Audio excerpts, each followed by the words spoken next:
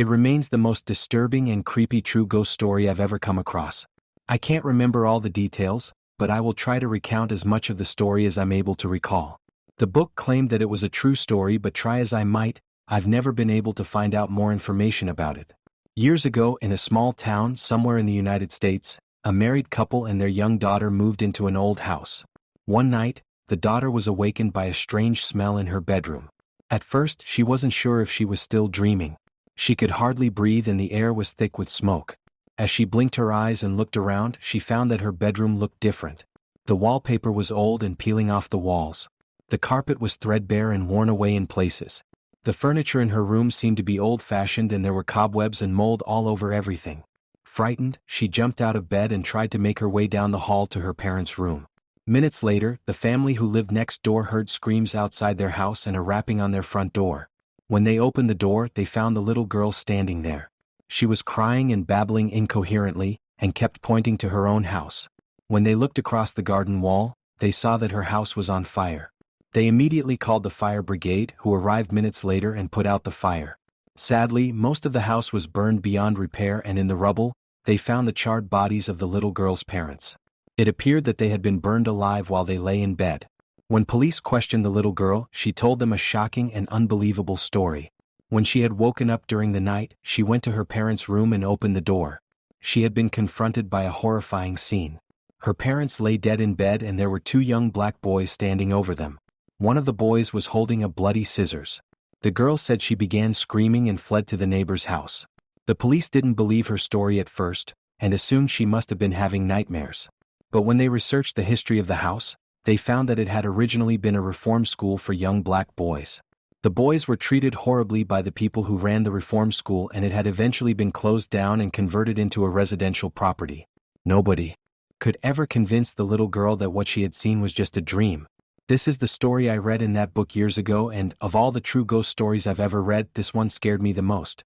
It freaked me out to the point that I had to throw away the book because I kept having nightmares. Also, if anyone recognizes this story, please leave a comment and tell me where it happened so I can research the story further and determine whether or not it is actually true. Story 2 Phone Booth. There were two teenage boys, named Kenzo and Tatsuya, who both shared a keen interest in the paranormal. Whenever they met, they would always have a new scary ghost story or spooky urban legend to share with each other. One day, Tatsuya was browsing on the internet when he came across a website that had a lot of Japanese urban legends. He read a story about a certain suspension bridge that was located close to his home. The website had plenty of pictures of the bridge and the surrounding area. As he read the legend associated with the bridge, Tatsuya knew his friend would be interested. The next time he met Kenzo, he told him about the bridge. It was an old suspension bridge that crossed over a deep gorge. For some inexplicable reason, it was known as a spot that was notorious for suicides. Every year, at least 20 or 30 people would throw themselves off the bridge and plunge to their deaths. Nobody could explain why. They said that the spot was haunted by the ghosts of all the people who had committed suicide there. When Kenzo went home that evening, he decided that he had to check out the bridge. He desperately wanted to see a ghost. So, that very night, he set out for the mountains where the bridge was located. It took him about half an hour to get there. It was almost midnight when he arrived at the bridge, and there was not a single person around. It was dark and deathly quiet. The atmosphere was so spooky and ominous that it sent a chill down Kenzo's spine. "Wow, this place is creepy," he muttered to himself as he cautiously walked to the edge of the gorge and peered down into its depths. He began thinking about all of the people who had thrown themselves down into the inky blackness. The thought of it made his hair stand on end. It was so fascinating that he felt compelled to tell his friend Tatsuya about it, so he pulled out his cell phone to call him. However, since he was high up in the mountains, he couldn't get any reception. Looking around, Kenzo noticed a solitary phone booth standing nearby. He went inside, put some coins in the slot and dialed Tatsuya's number. "Hello? Tatsuya? Guess where I am right now," he said. "I'm at the suspension bridge you told me about. The view is amazing. You've got to come up here and see it sometime." "Yeah, I'd like to," replied Tatsuya. "I saw all the pictures on the website." "Wait a second. What number are you calling me from?" Kenzo laughed. "Oh, I couldn't get any reception on my mobile, so I'm calling from the payphone up here." His friend was confused. "Payphone? There's no payphone up there. I would have seen it in the pictures." "What are you talking about?" said Kenzo. "I'm standing in the phone booth right at the entrance to the bridge." "Hold on, I'd better go.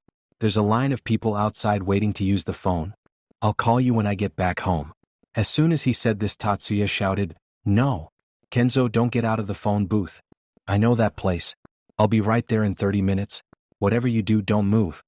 "What's wrong? Just promise me you'll stay where you are. Don't move an inch, okay? And don't hang up the phone.